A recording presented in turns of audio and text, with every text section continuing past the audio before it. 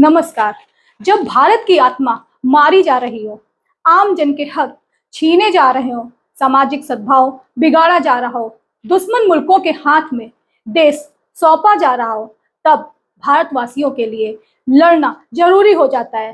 चंद पूंजीपतियों के हाथ में सारा देश सौंपा जा रहा हो, तब इंडिया आम लोगों के हक के लिए एकजुट होता है और उसकी एकजुटता से तानाशाह सरकार डरती है। इसलिए वो नहीं चाहती कि इंडिया एकजुट हो। वो एकजुट होकर मुंबई में देश बचाने निकल पड़ा है, जिससे मोदी सरकार और भारतीय जनता पार्टी डर गई है।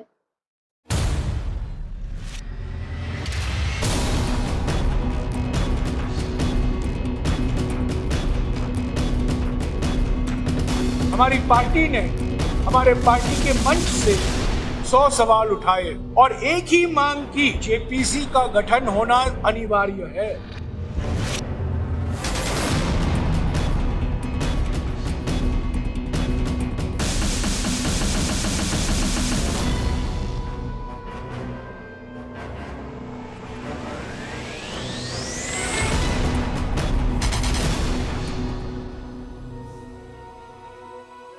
जो लोग सत्ता में बैठे हैं वो इंडिया की मूल आत्मा को नष्ट कर रहे हैं, हिंदुस्तान को बर्बाद कर रहे हैं। एनडीए सरकार, बीजेपी सरकार दंगाई बना रही है गरीब बच्चों को। अपने बच्चों को तो बाहर के मुल्कों में पढ़ाती है। Needs collective leadership that is responsive to the needs and aspirations of young people today, all sections of society. The past 9.5 years rule of Modi has been proved to be disastrous. We cannot call it as governance, it is misgovernance. All leaders who are coming to attend this India meet today are well versed in preserving the Indian constitution. Minorities, women, Dalits and tribals to be protected. This is very important in our India alliance. The constitution which provides the guarantee of equality for all.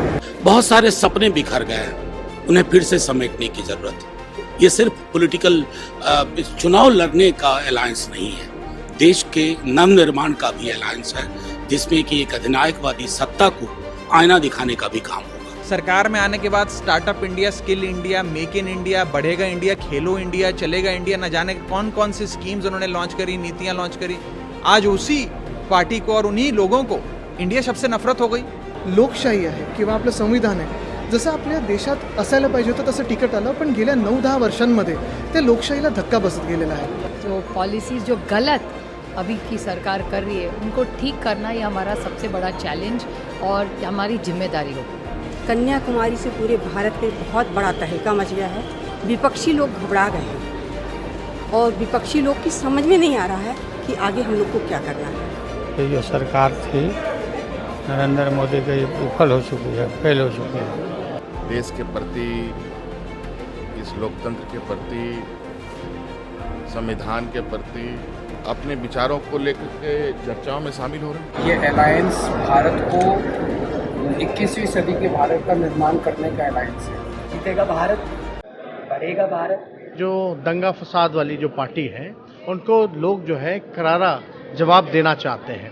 $1 billion यहाँ से जा रहा है, stock price inflate की जा रही है, infrastructure और एसेट्स खरीदे जा रहे हैं। जिसने इन्वेस्टिगेशन किया उसको अदानी जी ने मतलब अपनी कंपनी में नौकरी दे दी। तो ये हिंदुस्तान की इमेज को डैमेज कर रहा है और इसीलिए प्रधानमंत्री को एकदम एक्शन लेना चाहिए और कहना चाहिए कि हाँ, हम जेपीसी लागू करेंगे, जेपीसी इसको इन्वेस्टिगेट करेगी।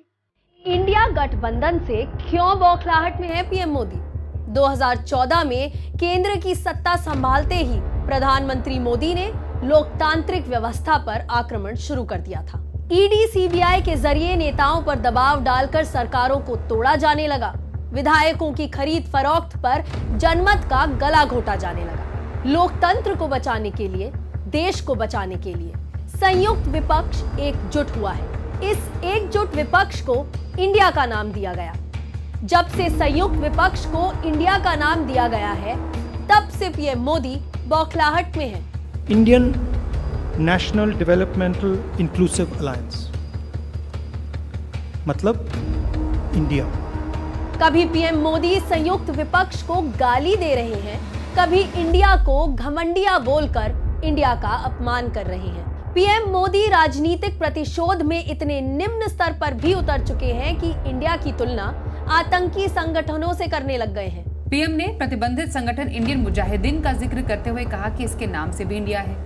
आखिर इस बौखलाहट की वजह क्या है, हम बताते हैं। इंडिया गठबंधन देश बचाने के लिए एकजुट है।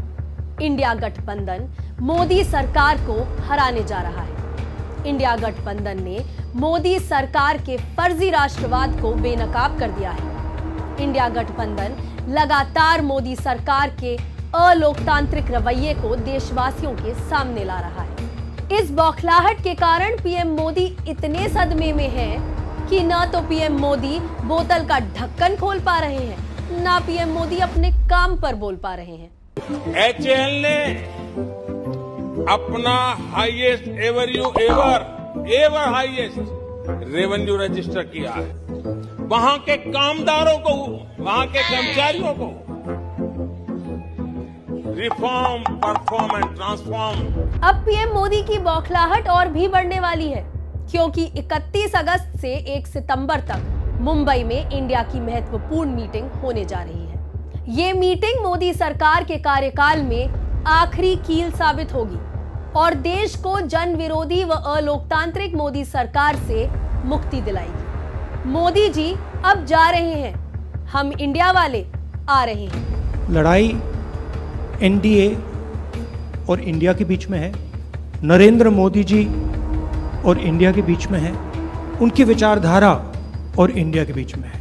आप जानते हो, जब भी कोई हिंदुस्तान के सामने खड़ा होता है, इंडिया के सामने खड़ा होता है, तो जीत किसकी होती है कहने की जरूरत भी नहीं है। जुड़ेगा भारत, जीतेगा इंडिया।